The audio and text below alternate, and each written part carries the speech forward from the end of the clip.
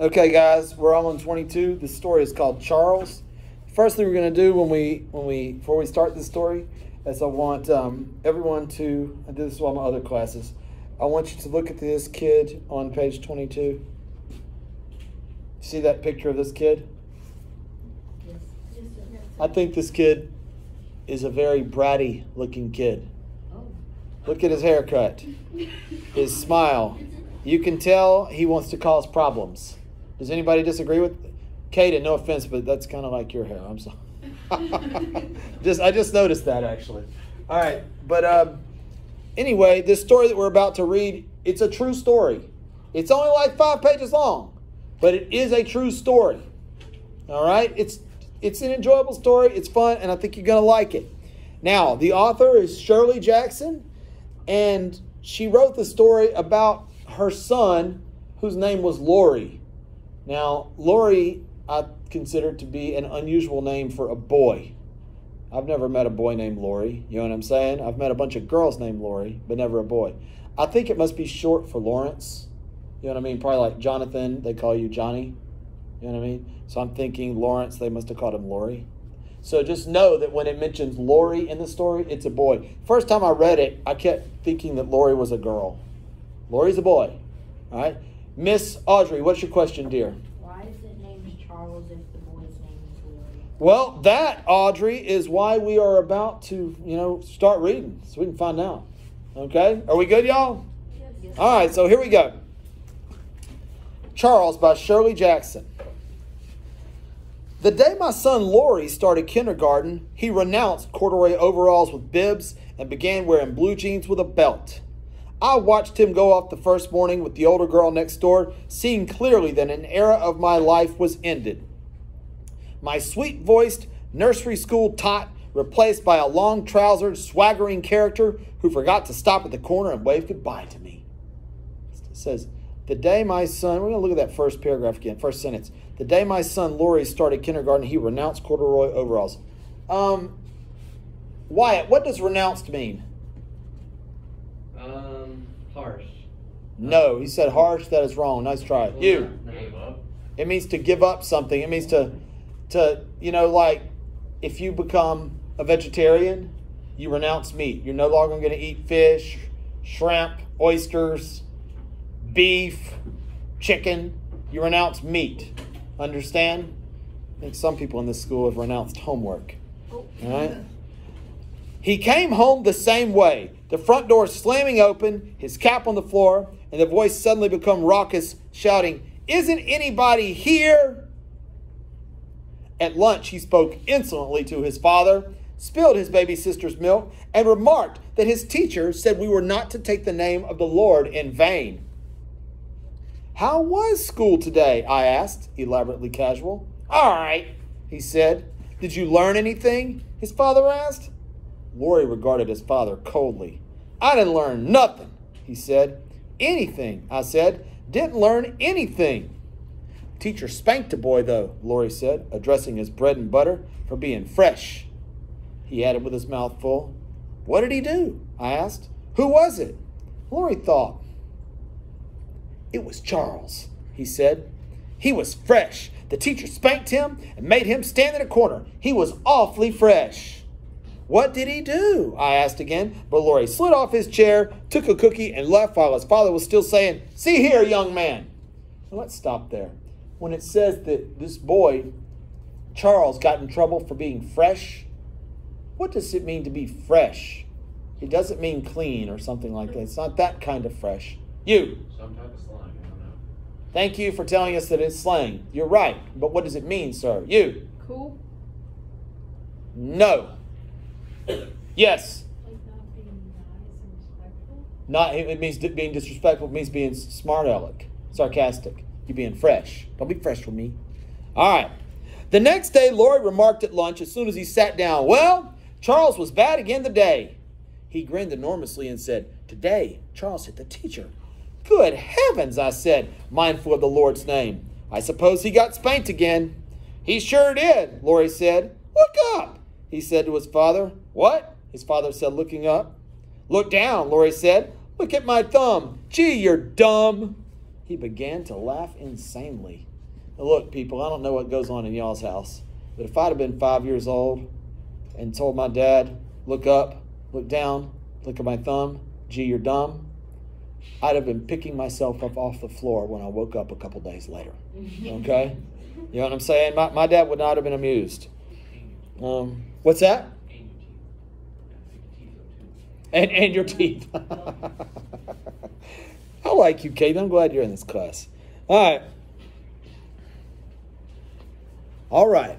All right. Why did Charles hit the teacher? I asked quickly.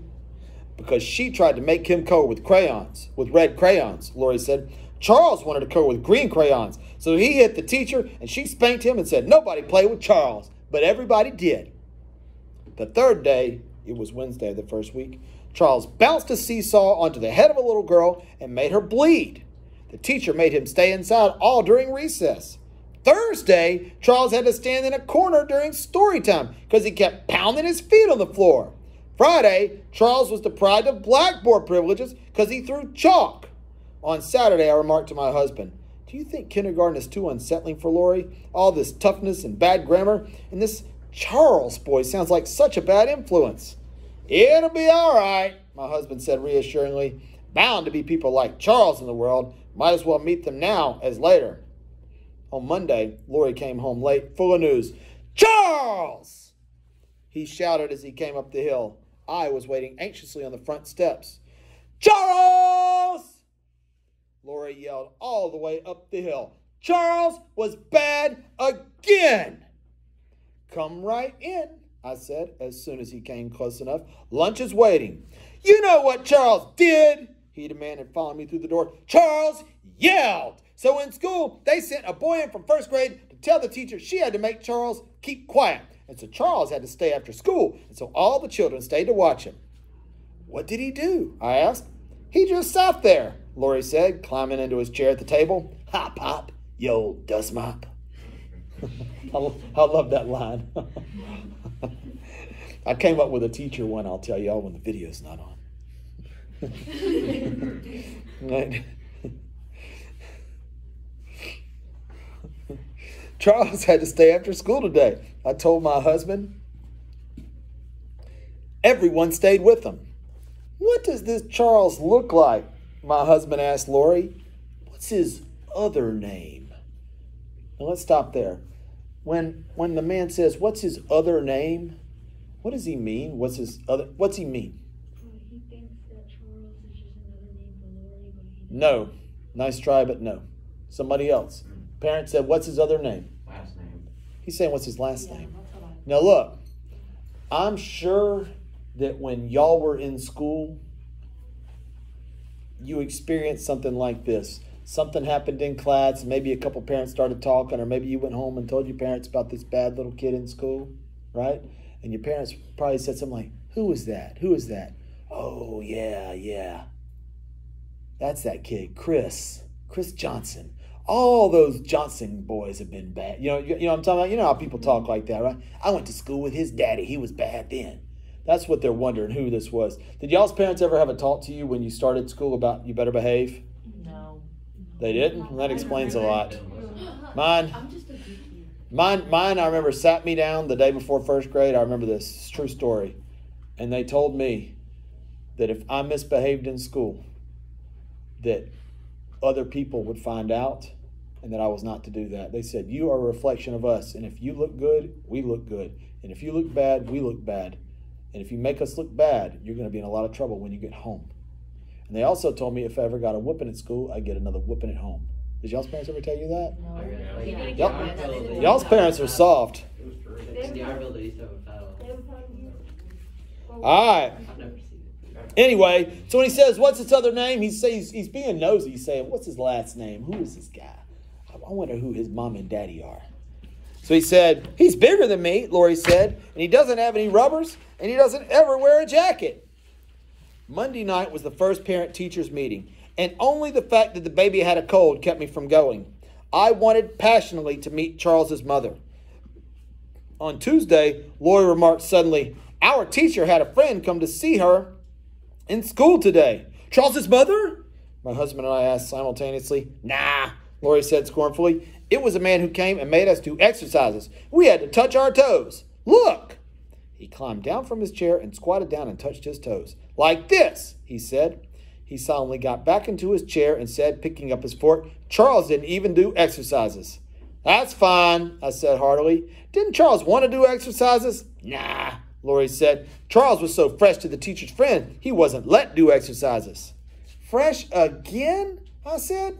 He kicked the teacher's friend, Lori said. The teacher's friend told Charles to touch his toes like I just did, and Charles kicked him. What are they going to do about Charles, do you suppose? Lori's father asked him. Lori shrugged elaborately. Throw him out of school, I guess, he said.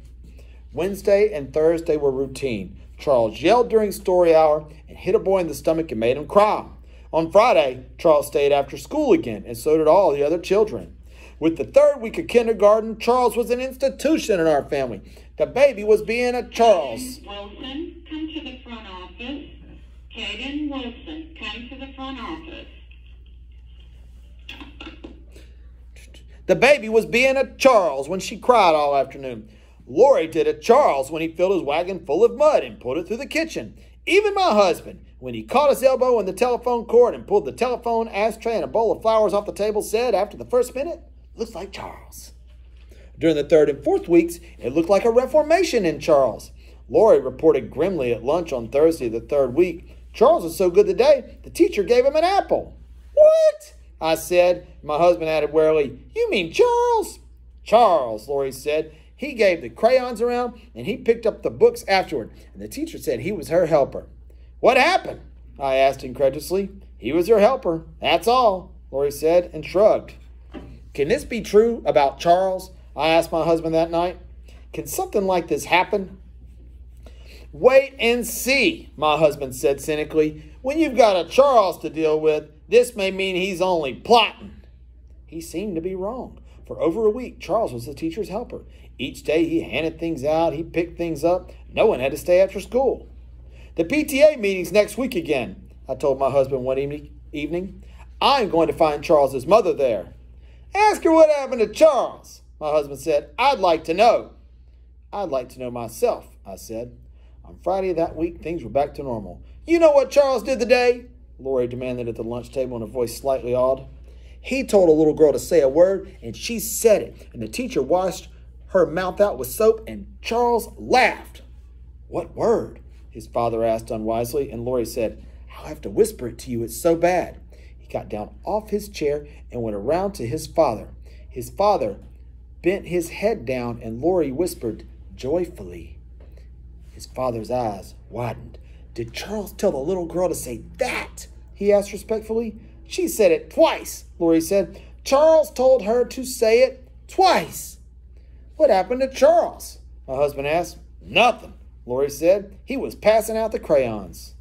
Monday morning, Charles abandoned the little girl and said the evil word himself 3 or 4 times, getting his mouth washed out with soap each time. He also threw chalk. My husband came to the door with me that evening as I set out for the PTA meeting. Invite her over for a cup of tea after the meeting, he said. I want to get a look at her. If only she's there, I said prayerfully. She'll be there, my husband said. I don't see how they could hold a PTA meeting without Charles's mother. Prince Drummond, Seth Crockett, you are checking out. Prince Drummond, Seth Crockett, you are checking out. In the office, do they say everything twice all day long? Yeah. Good morning, good morning, good morning, good morning. I mean, golly, y'all. You don't have to say it twice. Let's keep going. At the meeting, I sat restlessly, scanning each comfortable matronly face, trying to determine which one hid the secret of Charles. None of them looked to me haggard enough. No one stood up in the meeting and apologized for the way her son had been acting. No one mentioned Charles. After the meeting, I identified and sought out Lori's kindergarten teacher. She had a plate with a cup of tea and a piece of chocolate cake. I had a plate with a cup of tea and a piece of marshmallow cake. We maneuvered up to one another cautiously and smiled. I've been so anxious to meet you, I said. I'm Lori's mother. We're all so interested in Lori, she said. Well, he certainly likes kindergarten, I said. He talks about it all the time. We had a little trouble adjusting the first week or so, she said primly. But now he's a fine little helper, with occasional lapses, of course. Laura usually adjusts very quickly, I said. I suppose this time it's Charles's influence. Charles? Yes, I said, laughing. You must have your hands full in that kindergarten with Charles. Charles? She said. We don't have any Charles in the kindergarten.